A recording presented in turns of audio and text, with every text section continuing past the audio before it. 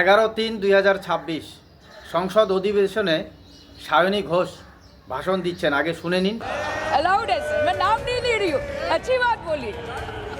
आप सही कहते हैं सर कि देश देख रहा, देश सच में देख रहा है कि कैसे ऑपोजिशन आ भी करती है तो हो जाती है बदनाम, और वो कत्ल भी करते हैं तो चर्चा नहीं होता। এই বক্তব্য দিয়েছেন সায়নী ঘোষ ওনার সোশ্যাল মিডিয়ায়, শুনে নিন। From fighting it out on the street to stepping into the secretariat, from being a multiple-time member of parliament to union minister to a third-time chief minister of West Bengal, Mamata Banerjee has been there, done that, and still doing it. She has not only ensured that she stands tall against all odds, but also made sure that women get the highest respect and representation from her party into the political space. As Mamata Di continues to fight the আমরা সাধারণ মানুষ ভুলতে খুব ভালোবাসি এবং আমরা প্রতিনিয়ত রাজনৈতিক নেতারা যা কথা বলেন বা আমাদেরকে যে আন্দোলনের কথা বলেন, আমাদেরকে তো বলেন, কিন্তু আমরা সাধারণ মানুষ ভুলতে ভালোবাসি, ভুলে যাই। এবার শুনুন, 2025 জুলাই মাসে যখন ভাষা আন্দোলন চলছিলেন, তখন আমাদের রাজ্যের যুবরাজ অভিষেক বন্দ্যোপাধ্যায় তিনি কি বলেছিলেন, এবং আমাদের সাংসদ কল্যাণ ব্যানার্জি এবং এই সায়নী ঘোষ যিনি এখন হিন্দিতে সংসদ অধিবেশনে ভাষণ দিচ্ছেন, তিনি কি বলেছিলেন শুনুন। গর্ব করে বলবো, আর আমি তো বলবো আমাদের এবার নিয়ম নেওয়া উচিত যে অন্তত পক্ষে এই সেশনে আমরা পার্লামেন্টে দরকার হলে বাংলায় বক্তব্য রাখবো, কথা বলবো, দেখি কার গায়ে জ্বালা। আগে দিনে যদি 10 বার বলতাম, এখন 500 বার বলবো। माननीय सदस्य श्री कल्याण बनर्जी जी। ধন্যবাদ চেয়ারপারসন মহাশয়।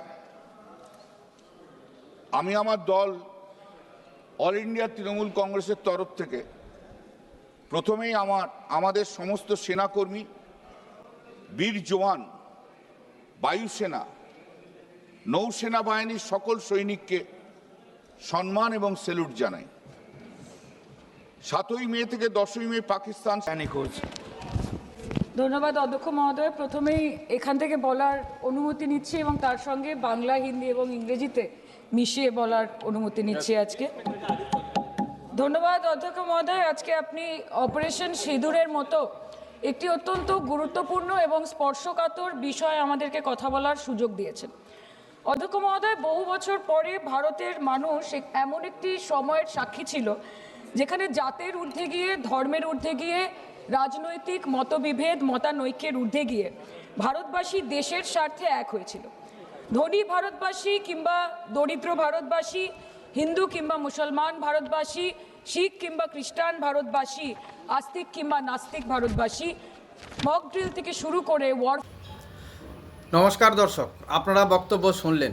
আপনারা হয়তো এটা ভাবছেন যে আমি সায়নী ঘোষের বর্তমান সংসদ অধিবেশনের ভাষণ শোনালাম, ওনার সোশ্যাল মিডিয়ায় ছাড়া যে ইংরেজিতে বলেছেন সেটা আপনাদের শোনালাম, এবং 2025-এর 28-29-এর সংসদ অধিবেশনের যে বাংলায় ভাষণ দিয়েছিলেন সেটাও আপনাদেরকে শোনালাম, এবং আমাদের যুবরাজ অভিষেক বন্দ্যোপাধ্যায় কী বলেছিলেন সেটাও আপনাদেরকে শোনালাম। কেন শোনাচ্ছি? আমি শোনাচ্ছি এই কারণেই, কারণ আমরা সাধারণ মানুষ, বাংলার সাধারণ মানুষ ভুলতে ভালোবাসি। আপনাদের মনে হবে যে আজকের থেকে প্রায় 10 মাস আগে 2025 জুলাই মাসে বাংলা ভাষার আন্দোলন হলো, কারণ আমাদের পরিযায়ী শ্রমিকরা বাংলা ভাষায় কথা বললেই তাদেরকে আক্রমণ করা হচ্ছে, তাদেরকে মারা হচ্ছে, যার জন্যে বাংলা ভাষা নিয়ে আন্দোলন করলেন আমাদের সরকার। এবং সেই সময় অভিষেক বন্দ্যোপাধ্যায় বললেন 2025 জুলাই মাসে যে আমরা বাংলা ভাষায় কথা বলবো, এবং সংসদ অধিবেশনেও আগে যেখানে 10 বার বলতাম এখন সেখানে 500 বার বাংলায় বলবো। তো কোথায় গেল বাংলা ভাষার আন্দোলন? এখন কি বাইরে পরিযায়ী শ্রমিকদের বাংলা ভাষা বললে মারা হচ্ছে না? এখন তো সংসদ অধিবেশনে সায়নী ঘোষ পুরো যে বক্তব্য দিয়েছেন এই 11/3/2026 পুরো বক্তব্য এবং বাকি সাংসদরাও কেউ ইংরেজিতে বলছেন, কেউ হিন্দিতে বলছেন, পুরো বক্তব্য। এখন আর বাংলা সাধারণ মানুষের বলার দরকার নেই বা বোঝার দরকার নেই সাংসদ অধিবেশনে আমাদের সাংসদরা কী ভাষায় বক্তব্য দিচ্ছেন। কিন্তু আজকের থেকে 7 মাস আগে বাংলা ভাষায় বক্তব্য দিতে হবে। বাংলা ভাষা নিয়ে আন্দোলন চলছে। তো এই কারণেই তো অভিষেক বন্দ্যোপাধ্যায় সেই সময় বলে দিয়েছেন, আগে যেখানে 10 বার বলতাম এখন সেখানে 500 বার বলবো। তো কই এখন তো বলছেন না। এখন তো পার্সোনালভাবে সায়নী ঘোষ তিনি তার সোশ্যাল মিডিয়ায় দ্রৌপদী মুর্মু আমাদের যে রাষ্ট্রপতি, যেটা নিয়ে বিবাদ, বাংলায় আসলেন সেটারও বক্তৃতা তিনি দিলেন সোশ্যাল মিডিয়ায় ইংরেজিতে। আমাদের বাংলার সাধারণ মানুষ ইংরেজিতে এখন শুনবে, হিন্দিও না। তো ভাবুন, তো এভাবেই আমাদের বাংলার সাধারণ মানুষকে বোকা বানানো হয়। বোকা বানানো এদের কাজ। হ্যাঁ, আমি এটাই বলবো, কারণ যদি বাংলা ভাষা নিয়ে আন্দোলনে করা হতো এবং সেই বাংলা ভাষায় সংসদ অধিবেশনে যেখানে 10 বার সেখানে 500 বার বলবে, তো এই 7-8 মাসে 2026 পড়াতেই কি বাংলা ভাষা পুরো থেমে গেল? বাংলা ভাষা আন্দোলন থেমে গেল?